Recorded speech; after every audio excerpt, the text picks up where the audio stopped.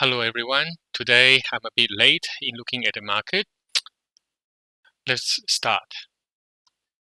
So the Dow Jones went up by quite a large amount yesterday, almost 600 points. And you can see that the other market have also moved up even more.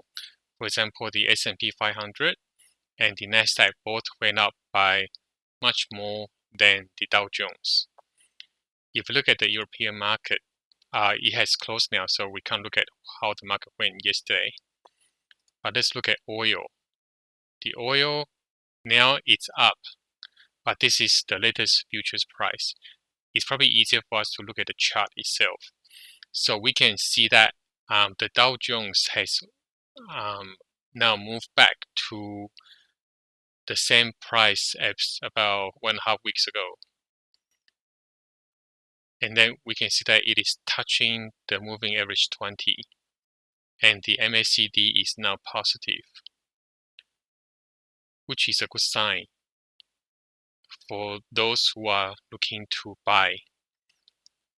And then the oil price, we've been saying that we should be watching the oil price to see if it goes down to below moving average 20. So it did. So this is probably the point where I'll be looking at entering into a short position. Gold price also went down. And then once again, we are looking at this as the entry point as well. So overall, you can see that the market is still moving sideways in Dow Jones. In the oil, the market has definitely moved down. Now, let's look at what the futures market look like. You can see that this is the closing of the physical market around here. And the market, the futures market has not done much.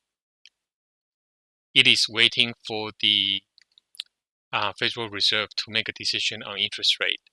So depending on what the Federal Reserve does, there could be a lot of volatility in the next trading session. What is quite interesting is the Bitcoin. You can see that the Bitcoin went up and then it came back down again.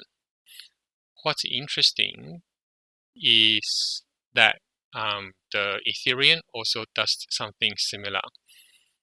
So for those who are looking to do a short trade on Bitcoin, we will need to wait until the MACD goes negative for both currency, and then we can enter into a short trade. For now, I'll be watching the oil price and then the gold price to see which way it goes.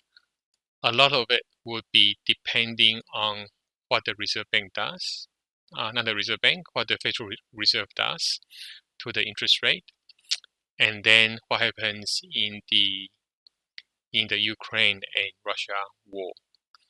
So that's it for today.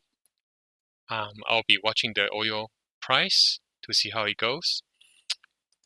Okay, until tomorrow, stay safe.